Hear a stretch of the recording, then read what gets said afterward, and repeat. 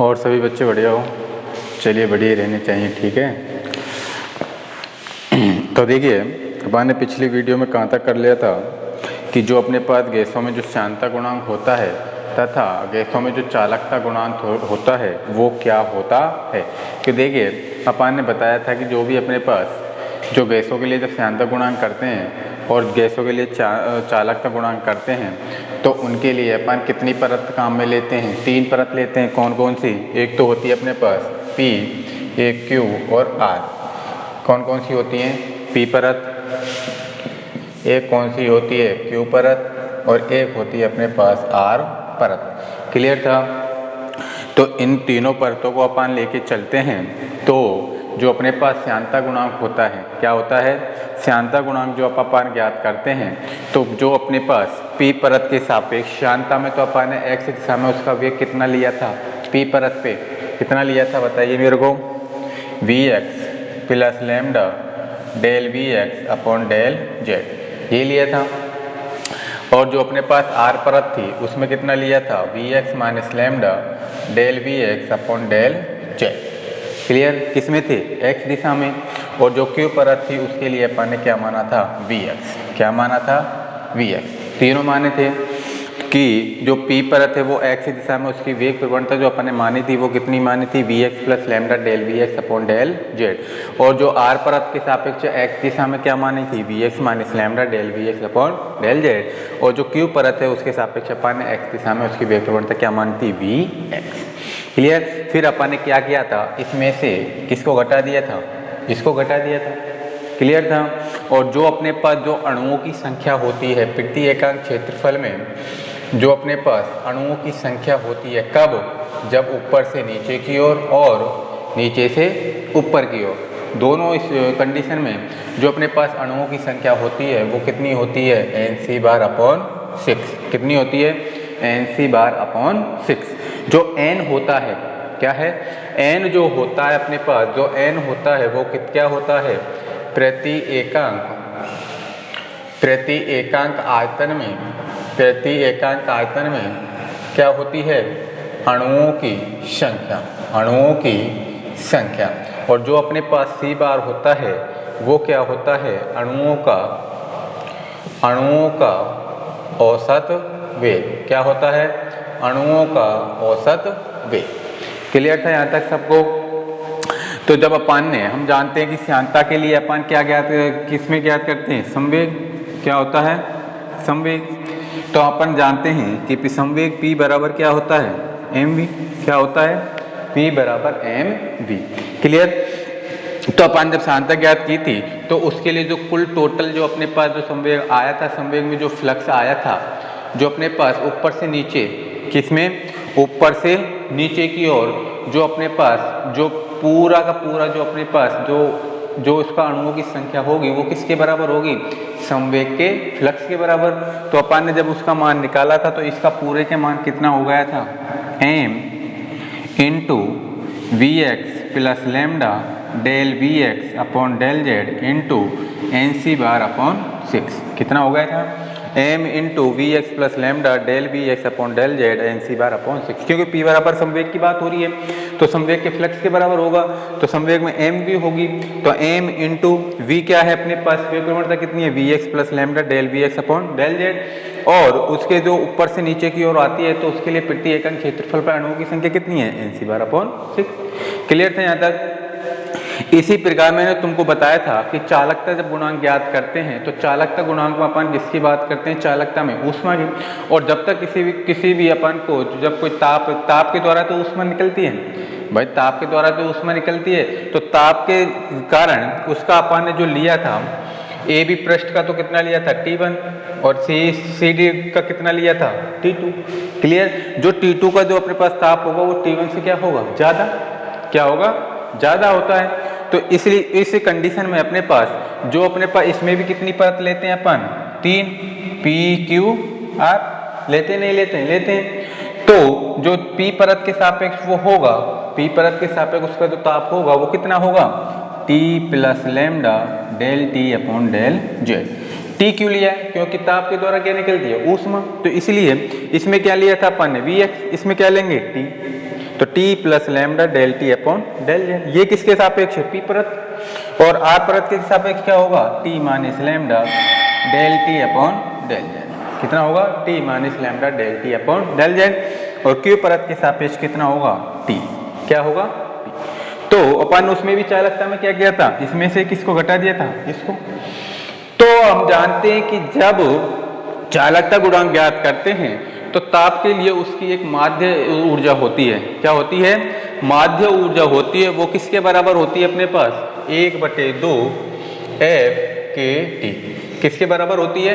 1/2 F के T। अब हमको पता है कि जब अपन ऊपर से नीचे की ओर चलेंगे और नीचे से ऊपर चलेंगे तो उसकी अणुओं की संख्या तो कितनी रहेगी? Nc/6 रहेगी, नहीं रहेगी? और जो अपने पास जब माध्य ऊर्जा निकालेंगे कब? ऊपर से नीचे की ओर, तो कितनी हो जाएगी? 1/2 F के। ऊपर से नीचे तो P परत आएगी। कौन सी परत आएगी? P परत। तो उसके लिए T का मान कितना हो जाएगा? T plus lambda del T upon del Z. कितना हो जाएगा? T plus lambda del T upon del Z और इनटू कितना है? Nc/6। क्योंकि अणुओं की संख्या ऊपर से नीचे कितनी है? Nc/6। इसी प्रकार जब नीचे से ऊपर निकालेंगे तो उसके लिए भी माध्य ऊर्जा कितनी होती है? 1/2 F के T। तो 1/2 F के। और T नीचे से ऊपर कौन सी परत है? R परत है। तो उसके लिए R परत का मान कितना है? T minus lambda del T upon del Z. और नीचे से ऊपर जाएंगे या ऊपर से नीचे आएंगे तो उनकी अणुओं की संख्या कितनी होगी? Nc/6। Nc/6। इसमें से अपन ने इसको क्या कर दिया था? घटा दिया था नहीं? घटा दिया था। तो अपने पास जो ऊर्जा निकल के आई थी, जो अपने पास जो माध्य ऊर्जा निकल के आती है वो किसके बराबर होती है? जो चालकता का जो फ्लक्स होती है उसके बराबर होती है। क्लियर? और इसमें अपन कौन से सूत्र का प्रयोग करते हैं? फूरिये के सूत्र का। किसके? फूरिये के सूत्र का प्रयोग करते हैं। और फूरिये का सूत्र क्या होता है अपने पास? J म्यू x बराबर minus K del T upon del Z. कितना होता है? J म्यू x बराबर minus K del T upon del Z. तो अपन ने जो इसकी माध्य ऊर्जा जो निकल के टोटल आई थी उसकी तुलना किससे कर दी थी? इससे। तो अपने पास माइनस से माइनस कैंसिल हो गया था, del T upon del Z से del T upon del Z cancel हो गया था। तो अपने पास वहां पर k का मान निकल के आया था। किसका मान निकल के आया था? k का। और k का मान अपने पास कितना निकल के आया था? 1/6 F के लैम्डा F के लैम्डा और कितना आया था? Nc/। कितना आया था? 1/6 F के लैम्डा Nc/। क्लियर था यहां तक? चलिए अब उससे नीचे जो अपन ने चालकता गुणांक ज्ञात किया था k बराबर 1/6 F के लैम्डा Nc/, उससे नीचे कंटिन्यू करना है। तो अपने पास नीचे लिखिए, अब गैस की मोलर विशिष्ट ऊष्मा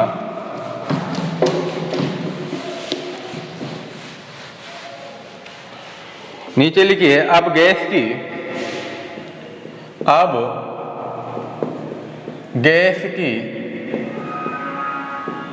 मोलर विशिष्ट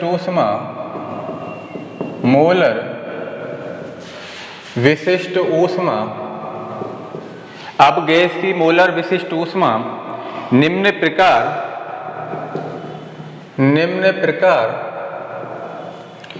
प्रदर्शित की जाती है।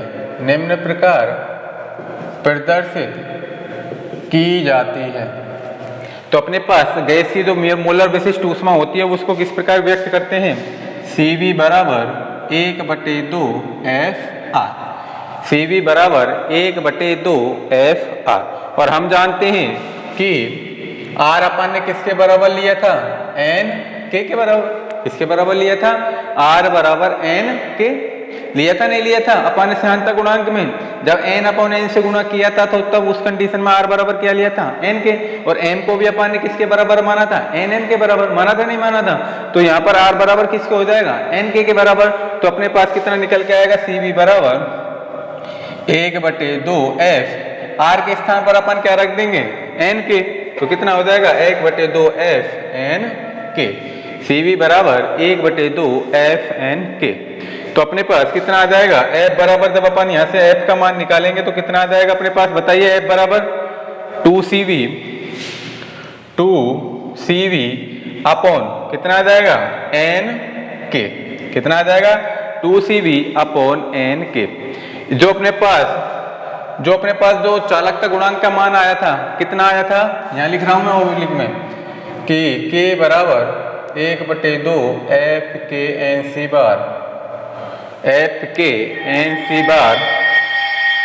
FK लैम्डा 1/2 FNC बार लैम्डा।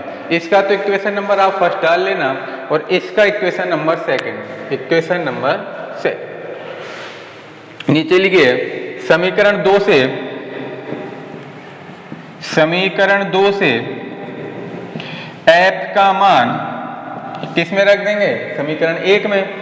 समीकरण 2 से f का मान समीकरण 1 में रखने पर तो रखिए कितना आ जाएगा अपने पास, k बराबर वो 1/2 नहीं था, 1/6 था, तो k बराबर कितना आ जाएगा 1/6 into 2CV upon NK, 2CV upon NK f का मान रख दिया और कितना है अपने पास K NC बार लैम्डा, K NC बार लैम्डा।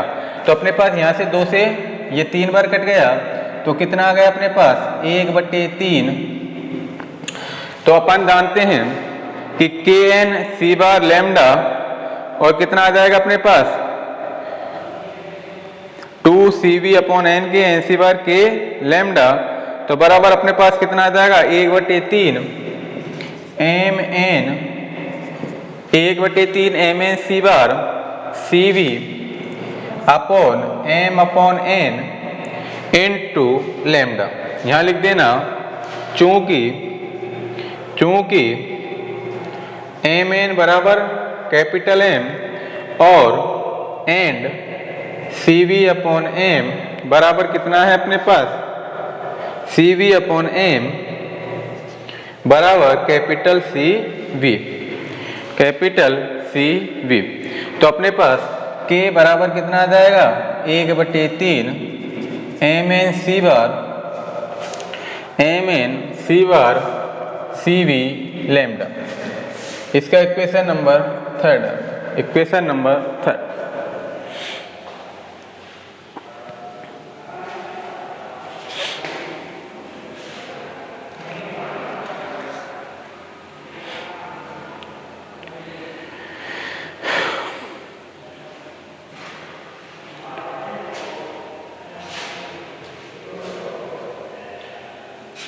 और यहाँ से देखिए 2 से 3 बार कट गया है, 3 बार, और ये K से क्या हो जाएगा, K कैंसिल हो जाएगा।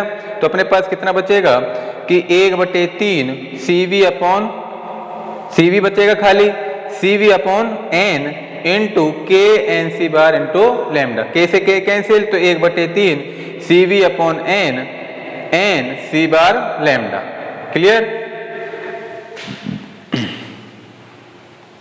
क्योंकि जब अपन इस समीकरण को n अपॉन n से गुणा करेंगे, किससे करेंगे, n अपॉन n से गुणा करेंगे, तो उस स्थिति में कितना आ जाए ये। तो अब देखिए अपने पास कितना आ जाए, यहाँ लिख देना हेयर, यहाँ लिख देना यहाँ CV बराबर CV अपॉन M प्रति ग्राम विशिष्ट ऊष्मा है, विशिष्ट ऊष्मा है। तो अपन M बराबर क्या लेंगे, M बराबर 1 किलोग्राम, या इसके लिए अपन क्या लेंगे, M बराबर 1 ग्राम ले लीजिए या 1 किलोग्राम ले लीजिए, 1 ग्राम लेंगे, 1 ग्राम। तो नहीं, यहां लिख देना समीकरण 3 से स्पष्ट है कि समीकरण 3 से स्पष्ट है कि गैस की चालकता गुणांक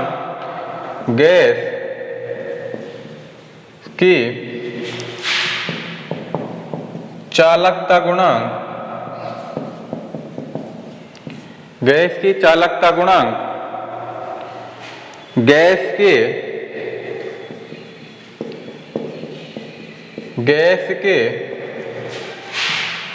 श्यानता गुणांक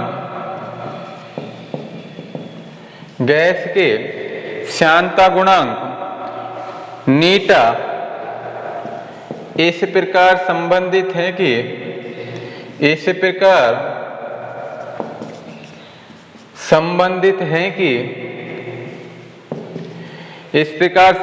है कि K बराबर क्या है CV इंटू नीटा। कितनी है CV इंटू, क्योंकि K बराबर क्या है 1/3 mn/c बार CV इंटू लैम्डा। तो हम जानते हैं कि जो नीटा का मान आया था वो कितना आया था 1/3 mn/c बार इंटू लैम्डा, यही तो आया था। और CV तो अपने हम यहाँ ले लिया, तो K बराबर किसका आया था CV इंटू नीटा, क्योंकि इस CV को छोड़ के ये पूरा मान किसका होता है श्यानता गुणांक नीटा का ही तो होता है। तो अपन K बराबर क्या लिख सकते हैं CV इंटू नीटा। क्लियर? तो इसको चौखाने में बंद कर देना, इसका इक्वेशन नंबर 4 लिख देना, यहाँ लिख देना। मैं लिखा देता हूं कि चूंकि नीटा बराबर कितना होता है 1/2 mn/c बार लैम्डा, 1/2 mn/c बार लैम्डा, यहाँ लिख लेना कोष्टक में।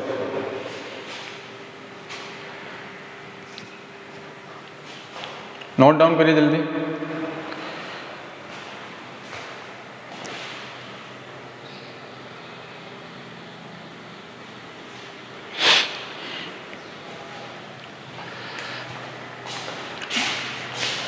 ये तो उतार लिया होगा।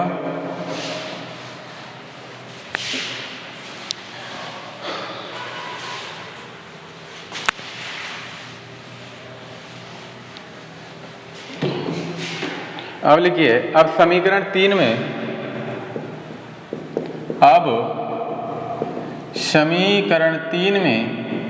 C बार का मान कितना होता है मैंने तुमको पहले बता दिया था 8 kT अपॉन पाई m की पावर कितनी होती है 1/2 तथा लैम्डा बराबर कितना होता है 1/2 √2 पाई n d स्क्वायर। समीकरण 3 में C बार इतना तथा लैम्डा इतना प्रतिस्थापित करने पर तो रखिए समीकरण 3 में, तो कितना आ जाएगा K बराबर 1/3 mn, C बार का मान कितना है 8 kT अपॉन पाई m की power 1/2 into CV into 1 upon lambda का मान कितना है √2 पाई n d स्क्वायर, √2 पाई n d स्क्वायर, √2 पाई n d स्क्वायर। क्लियर है सबको? अब देखिए, अब इसमें से कितना आ जाएगा K बराबर √ हटाएंगे तो कितना आ जाएगा 2/3 और कितना रह जाएगा अपने पास mkt अपॉन कितना रह जाएगा पाई, और इसकी पावर कितनी हो जाएगी 1/2 mkt अपॉन पाई की पावर 1/2 और कितना रह गया अपने पास CV upon pi d square. कितना रह गया CV upon pi d। Clear है सभी को? चलिए, तो अपने पास यहां से लिख देना अब n अपॉन n से गुणा करने पर, तो जब अपन इसको n अपॉन n से गुणा करेंगे तो कितना आ जाएगा, देखिए पूरे पद को जब n अपॉन n से गुणा करेंगे तो कितना आ जाएगा बताइए, K बराबर कितना आ जाएगा, K बराबर 2/3 और ये अपने पास कितना दे रखा है, इसके n अपॉन n से गुणा करेंगे तो मैं CV upon pi d square को बाहर ले आता हूँ, CV अपॉन n पाई d स्क्वायर हो गया n अपॉन n से, और ये कितना हो गया n square mkt upon pi की पावर कितनी हो जाएगी 1/2। तो K बराबर कितना आ जाएगा अपने पास, K बराबर 2/3 कितना हो जाएगा 2/3 पाई n d square 2/3 pi N D square बराबर कितना हो जाएगा, बराबर नहीं, पाई एन डी स्क्वायर और कितना रह जाएगा सी वी इंटू कितना रह जाएगा M R T upon pi की पावर 1/2। यहाँ लिख लेना, चूंकि एन एम बराबर कितना होता है, एन एम बराबर कैपिटल एम और के एन किसके बराबर होता है, आर के, किसके होता है, के एन बराबर आर के। तो अपने पास कितना आ जाएगा, देखिए तो अपने पास कितना आ जाएगा बताइए, 2/3 पाई एन डी स्क्वायर और एम आर टी अपॉन कितना रह गया पाई की power 1/2 into C V upon M, C V upon M, C V upon M. तो यहाँ लिख देना के बराबर कितना रह गया अपने पास 2/3 पाई एन डी स्क्वायर, पाई एन डी स्क्वायर और एम आर के एन की जगह मैं क्या लिख सकता हूँ, कैपिटल एम। तो अपने पास कितना रह गया R T upon pi M की पावर कितनी रह जाएगी 1/2 इंटू सी वी। इसका इक्वेशन नंबर नहीं डाला क्या, इसका इक्वेशन नंबर तुम 5 डाल लेना और इसका 6, इक्वेशन नंबर 6।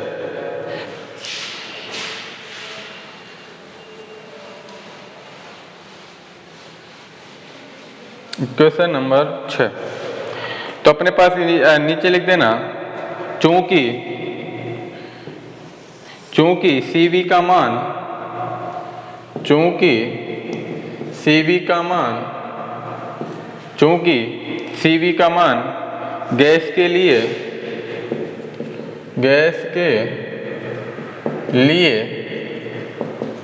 नियत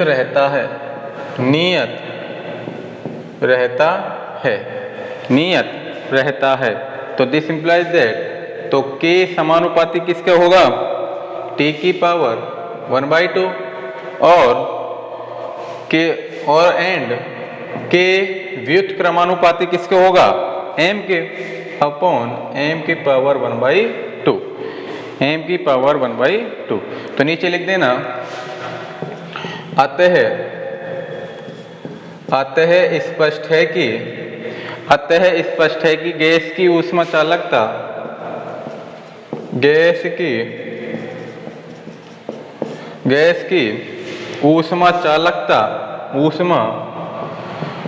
ऊष्मा चालकता उसके श्यानता गुणांक की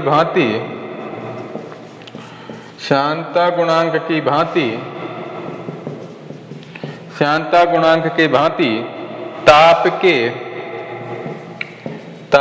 के वर्गमूल के समानुपाती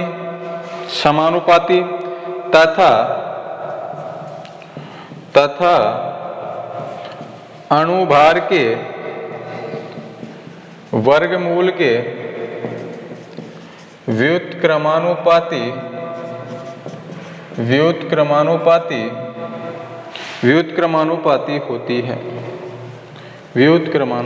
होती है।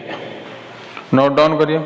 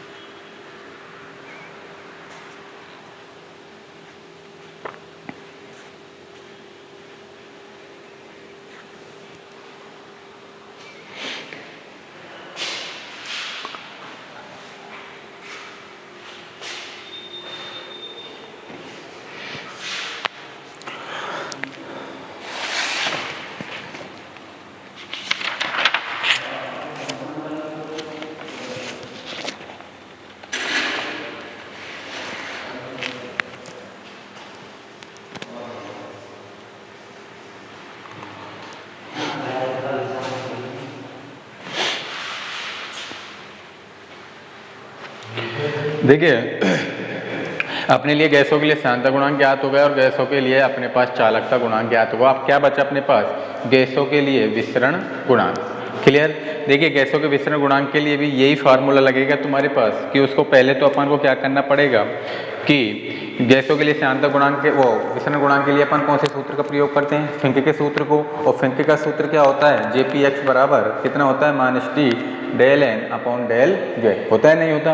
तो उसके लिए भी अपन कितनी परतें लेके चलेंगे? 3 PQR।